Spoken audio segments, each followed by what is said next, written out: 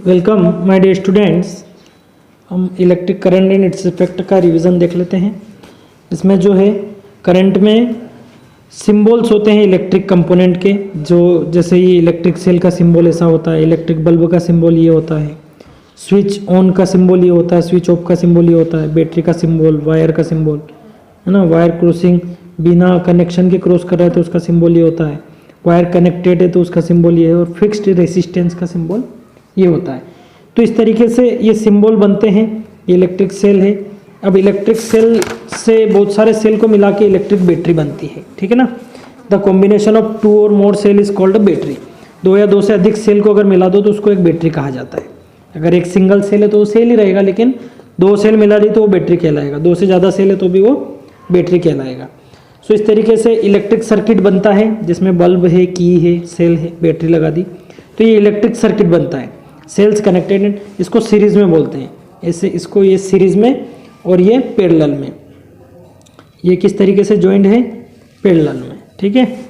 So electric circuit क्या होता है? जिसमें सारे कंपोनेंट एक दूसरे से पूरे जुड़े हुए रहते हैं, ये इलेक्ट्रिक सर्किट रहता है। अब हमको ये पता है कि the flow of electron is called electric current. Electron का फ्लो जो होता है उसी को इलेक्ट्रिक करंट बोला जाता है, ठीक है। The path along which the electric current flow is called electric circuit. और जिस रास्ते पे इलेक्ट्रिक करंट दौड़ता है उसको इलेक्ट्रिक सर्किट बोला जाता है। सर्किट डायग्राम बनते हैं जिसमें जैसे ये बल्ब का सिंबल है, ये सेल का सिंबल है, ये क्लोज स्विच का सिंबल है ना। तो जब स्विच ऑन है तो ये बल्ब ग्लो कर रहा है, स्विच को अगर ऑफ कर दिया तो ये बल्ब ग्लो नहीं कर रहा है। इस तरीके से सर्किट डायग्राम बनते हैं, ठीक है। आपकी बुक में आप अच्छे से देख पाएंगे इसको, और आपको पढ़ना है। रेसिस्टेंस क्या होता है? जैसे करंट फ्लो हो रहा है और उसको जो सर्किट में रोकने वाली चीज़ें होती है वो रेसिस्टेंस होता है। The property of material by the virtue of which is oppose the flow of electric current. कोई ऐसा मटेरियल होता है जिसमें इलेक्ट्रिक करंट आसानी से फ्लो नहीं कर पाता है, वो उसका रेसिस्टेंस कहलाता है। तो lower the resistance greater the current flow. अगर रेसिस्टेंस जितना कम होगा करंट उतना ही ज़्यादा फ्लो करेगा, ठीक है। सो इस तरीके से अब इस चैप्टर में ये है कि इलेक्ट्रिक इफेक्ट ऑफ करंट। तो इफेक्ट क्या क्या है इलेक्ट्रिक करंट के? 3 मेन इफेक्ट है इलेक्ट्रिक करंट के: हीटिंग इफेक्ट, मैग्नेटिक इफेक्ट और केमिकल इफेक्ट। हीटिंग इफेक्ट में क्या होता है? हमको पता है कि आज अभी मान लो ठंड के दिनों में हम देखते हैं गीज़र वगैरह, ये इलेक्ट्रिक करंट का हीटिंग इफेक्ट ही है, पानी गर्म करने का है ना। रोड वगैरह होती है तो उससे जो है इलेक्ट्रिक रूम हीटर बनता है, वो हीटिंग इफेक्ट की वजह से बनता है। अभी ठंड में सभी ने अपने घर में रूम हीटर लगाए होंगे, है ना।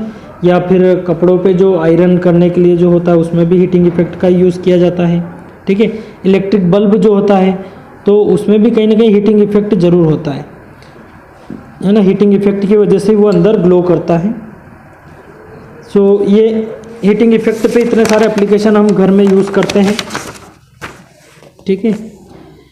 और इलेक्ट्रिक फ्यूज़ वायर घरों में आपने देखा होगा कि जब करंट ओवरफ्लो आ रहा है तो फ्यूज़ अपने आप बीच में से ब्रेक हो जाता है, या कभी लाइट फॉल्ट है, करंट फॉल्ट है तो भी ये सर्किट बीच में से रोक देता है। तो इलेक्ट्रिक फ्यूज़ किसको बोलते हैं? ये एक ऐसा वायर रहता है जो इस सर्किट को कंप्लीट तो करता है, लेकिन अगर करंट में कोई दिक्कत आ गई है, ओवरलोड हो गया है या बीच में फॉल्ट वगैरह है तो ये अपने आप ही वायर ब्रेक हो जाता है, ये फ्यूज़ वायर कहलाता है ना। तो ये हमारे सर्किट पूरे घर की सारी कनेक्टिविटी को बचाता है, क्योंकि अगर ये फॉल्ट नहीं होगा तो बाकी सारी वायरिंग जल जाएगी। इससे तो बेटर है कि ये फ्यूज़ वायर पूरी इलेक्ट्रिक वायरिंग को बचाता रहता है, ठीक है। सो ये इलेक्ट्रिक करंट के बारे में हम जो है।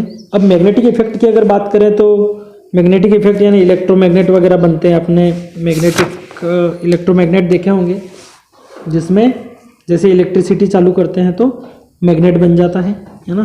तो an electromagnet is magnet consisting of a coil of an insulated copper wire wound around a soft iron rod that is एक सॉफ्ट आयरन रोड होती है, उसके ऊपर कॉपर का इंसुलेटेड कॉपर वायर चढ़ाया जाता है और उसमें जब करंट फ्लो करते हैं तो वो इलेक्ट्रोमैग्नेट बन जाता है। मैग्नेट तो है, चुंबक तो है, लेकिन वो इलेक्ट्रिसिटी की वजह से बन रहा है, इसलिए इलेक्ट्रोमैग्नेट हो गया, ठीक है ना। तो इलेक्ट्रोमैग्नेट के बहुत सारे यूज़ हैं। क्रेन्स वगैरह में यूज़ करते हैं, बड़ी बड़ी चीज़ों को, लोहे की चीज़ों को उठाने के लिए इलेक्ट्रोमैग्नेट का, है ना। और मोटर वगैरह ड्राइव करने के लिए होता है, या जितनी भी कुएं में से पानी वगैरह निकालने की चीज़ें, सब इलेक्ट्रोमैग्नेट यूज़ हो रहा है।